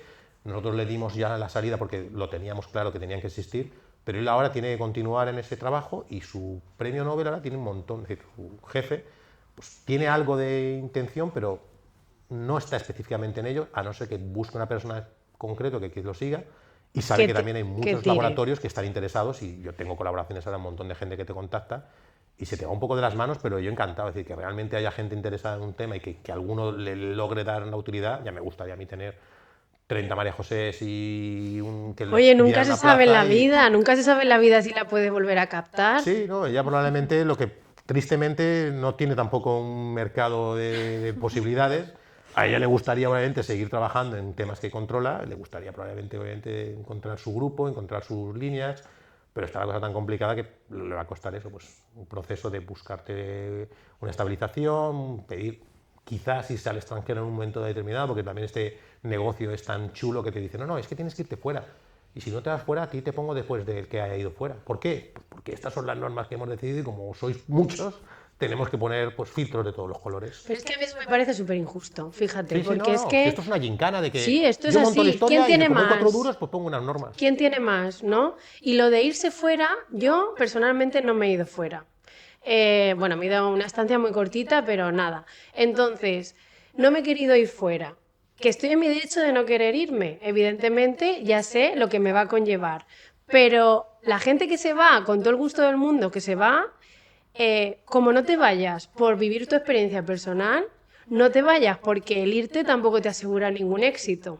No, no solo eso, si lo más problemático es que la mayoría Y de los que luego se van y vuelve, les va vuelve. relativamente bien, es que lo que están Claro. viendo es que es mejor quedarse. Porque Claro. ven el panorama y dicen, voy a volver para una plaza de funcionario y luego una financiación irrisoria, pegarme, sí está pegarme. claro, Muchos sí. obviamente vienen con buenas condiciones, consiguen buena financiación europea, pero el problema es todo ese grueso de gente, los que no vienen porque obviamente les consideran mucho mejor o tienen más, una estabilidad mucho más clara, y aquí lo que dan son eso, pues unas migajas. Y el problema Ya. es que vivimos de una formación también de cantidad de gente que es verdad que no tienen tampoco igual cabida en este sistema y al final, pues igual la salida natural es un poco ridículo. Pues si nos hemos gastado el poco dinero que invertimos en ciencia y que cada vez va a ser menos, porque ahora parece que la defensa va a ser lo siguiente, que esto ya es meterse en política, pero bueno, es el tema que dices, esto no vamos a poder acabar nunca con ello porque al final somos un poco estamos ordeñando, como quien dice, Ya. a nuestro sistema de jóvenes y gente que Es realmente que termina yo, yéndose sí, fuera y no yo vuelve. creo que irte fuera no es que sea negativo, yo lo veo como algo positivo, pero creo que te tiene que apetecer, no que te obligue el sistema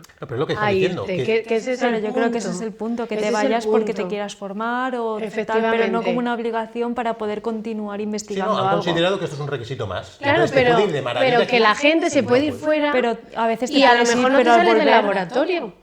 Y hay otra gente que se queda dentro y se mete a colaborar con no sé quién, con no sé cuánto, en Europa, en Estados Unidos, se mete en Cosaction, redes internacionales, o haces otras cosas más allá de estar en una bancada.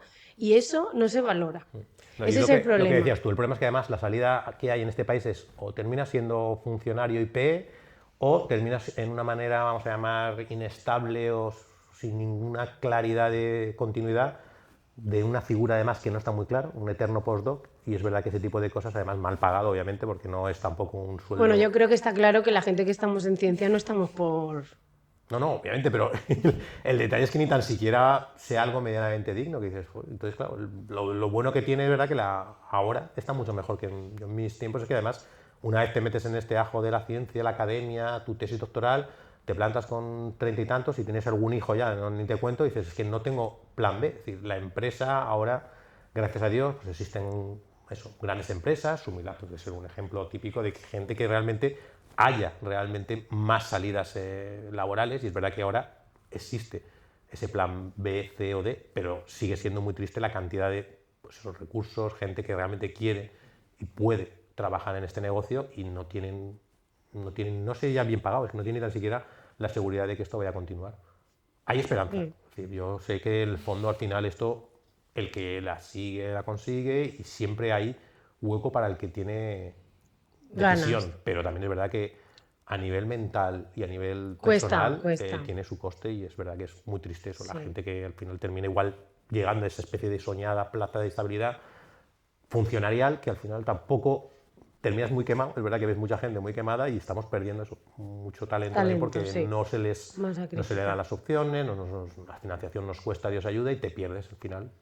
Tienes que tener eso muy claro, tus intenciones. Y dices, no, yo voy a pasármelo bien con lo que hago, y eso tiene que significar que me guste y que me llene y que realmente vea que tiene continuidad, y me da igual si me vais a pedir más papeles o más recursos. Yo lo que voy a intentar es hacer las cosas bien y en lo que creo que merece la pena. Y si alguien te dice, no, déjate de cosas raras, vale, pues lo intentaré hacer, aunque sea pues pagado de mi bolsillo, utilizando solo aproximaciones bioinformáticas que son relativamente económicas, o lo de siempre, buscándote gente fuera que ves que son auténticos megacracks, que entienden tu idioma y que les gusta lo que propones, y dices, pues oye, aprovecharé de vosotros aprovecháis de mí, y hacemos sobre todo eso, lo que te llena y te divierte. Buena ciencia.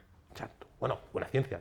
Todo es buena ciencia. Todo es buena ciencia, pero hay ciencia más arriesgada, hay ciencia más arriesgada que otra. Y está claro que no se puede hacer ni todo riesgo, ni todo seguro. Yo creo que hay que buscar un lo que llamamos siempre, equilibrio. tener un plan B siempre. Es decir, verdad que hay que tener algo, pero que el riesgo lo tienes que tener. Pero es que si no hay un ganas. riesgo, ¿qué adrenalina va a haber aquí entonces?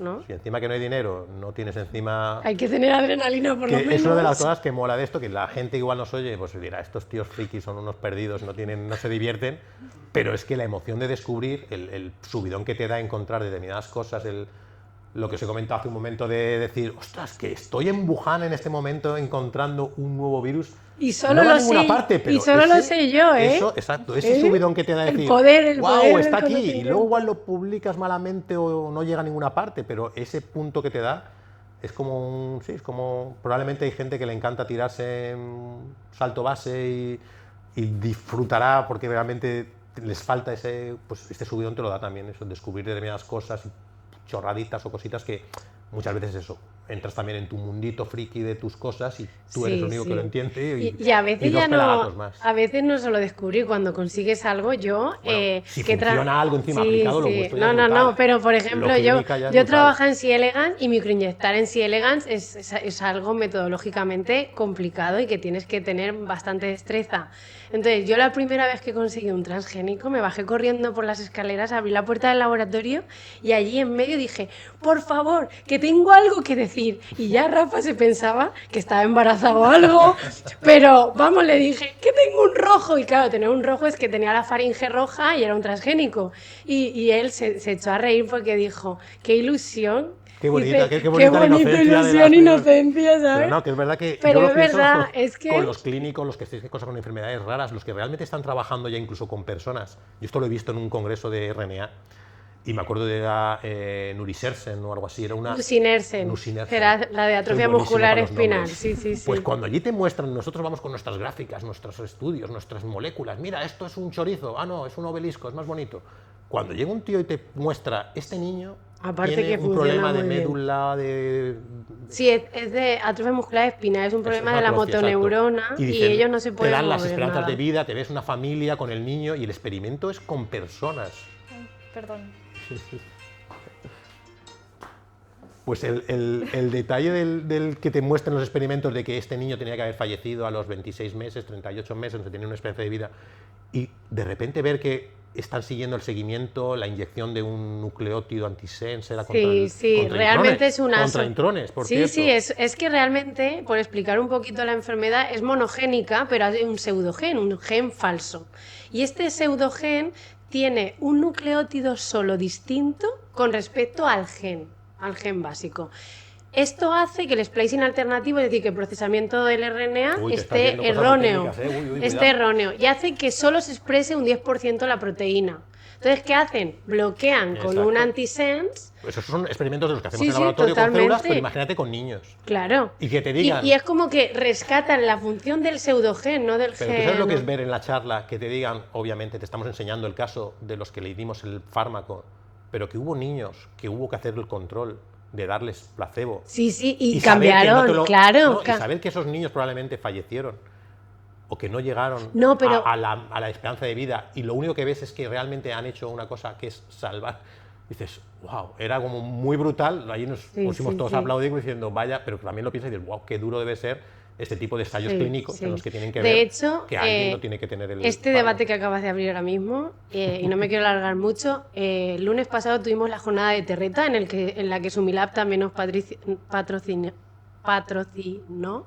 Perdón. No estamos acostumbrados a que nos patrocinen, es una palabra difícil. No, es verdad, nos cuesta conseguir patrocinio. Pero justamente se habló de este tipo de ensayos clínicos para enfermedades raras y ver si de alguna manera el grupo placebo se puede reducir, porque no es ético. No es ético poner ciencia, terapias. Pero el problema es que es ciencia. Si lo piensas bien, si no tienes un grupo significativo, es muy complicado, es muy duro, pero es que es verdad que... Sí, está claro, avanzar. pero hay veces, al parecer se está regulando a nivel europeo algún tipo de instrucción con respecto a esto para poder reducir grupos placebo y para que ciertos grupos placebo valgan para otro tipo de el estrategias. Que veo es que si haces también eso, el problema de un grupo más grande con el fármaco, que no va a funcionar, porque la mayoría de veces no funciona, que es que lo que a mí me ha gustado un poco de nuestro trabajo es que este subidón de encontrar algo es algo más habitual, igual en nuestra ciencia básica, y en el caso de las cuestiones más aplicadas, el subidón puede ser brutal, puede ser tan brutal como encontrar eso, una solución, un premio Nobel, mucho más fácil encontrar cosas a nivel humano, es verdad que, pero también es verdad que el constante golpeo contra la pared también debe ser brutal, es decir, que no salga, y un poco también este trabajo, de todo lo desagradecido que tiene, pues igual es verdad que una cosa que salga bien puede ser brutal, es decir, tener un subidón que se te pone a ti también la faringe roja igual normal. y luego, por ir acabando, yo creo que esto es un ejemplo, junto con también lo que hemos hablado del descubrimiento del CRISPR, ¿no? Como la ciencia básica, el conocimiento, el saber por saber, nunca sabes dónde te puede llevar. Y es que hoy en día, por ejemplo, con el CRISPR, que para mí estamos en la era de las terapias, y creo que la edición genética va a dar mucho que hablar en los próximos años. Está dando, sí, eso es algo que está dando y va a dar porque hay muchos ensayos clínicos ahora en marcha, y eso para las enfermedades raras y sobre todo de tipo genético, es una esperanza ahora mismo, es una estrategia que es una esperanza. Enfermedades más normales, es decir, en cáncer y en algunas enfermedades, creo que no me acuerdo si algunas anemias, algunas historias de estas había que ya está funcionando. Sí, a ver, justamente la terapia que ha sido aprobada, que es una terapia ex vivo para anemia falciforme y beta-talasemia, ese es vivo porque al fin de cuentas es más seguro, porque es como editar solo lo que yo quiero fuera y lo introduzco otra vez en el paciente, ¿no? Pero en vuestro caso, ¿no os da morbo el saber que esto puede llegar a ser un ejemplo tipo el CRISPR de que pueda servir el día de mañana? Y yo creo que vosotros tenéis que luchar por estar ahí. O sea, es una pena que Francis Mojica, que para mí se tendría que haber llevado el Nobel, junto con Emmanuel Charpentier y Jennifer Doudna, yo creo que los tres se merecían el Nobel, pero solo se lo han dado a la aplicación. Y eso es una pena, porque sin el descubrimiento no hay aplicación.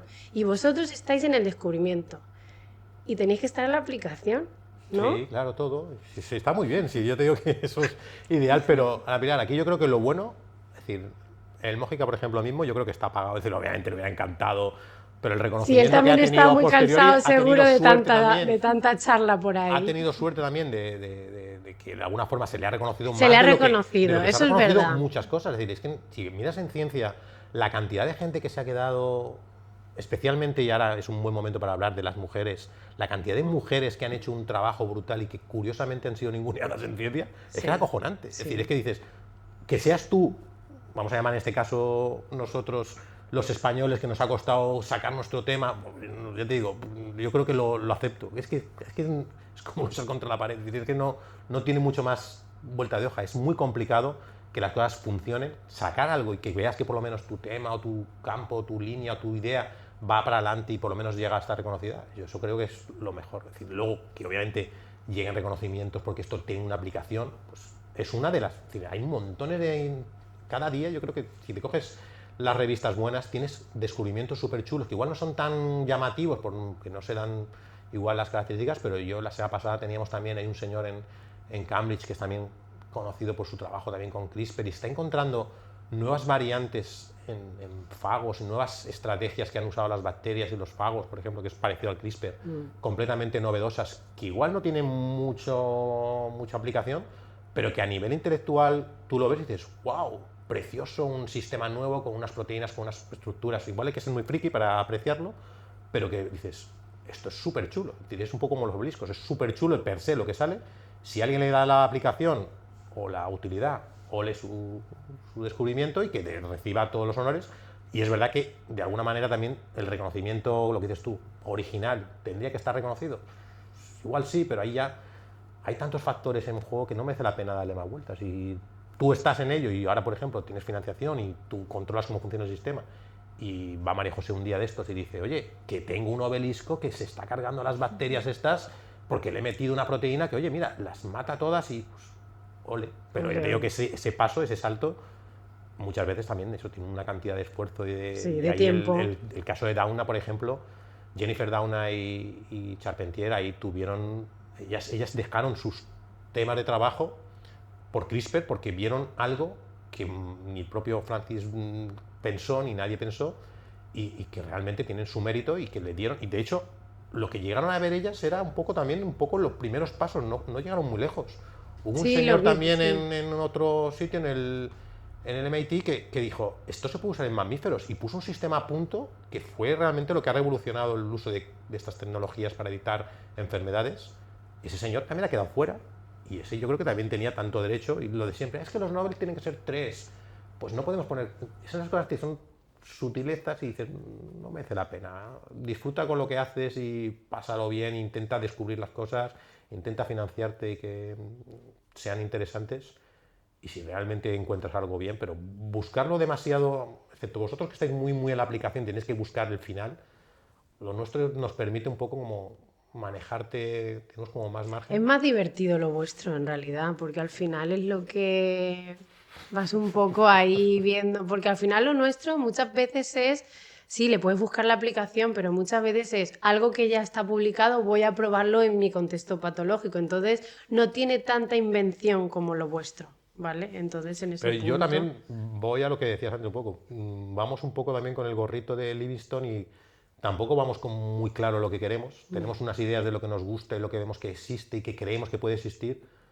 pero muchas veces que al final tampoco vas tan dirigido y te dedicas en una parte muy descriptiva que está muy bien, pero luego el esfuerzo que toca es una caracterización más fina y esas cosas cuestan.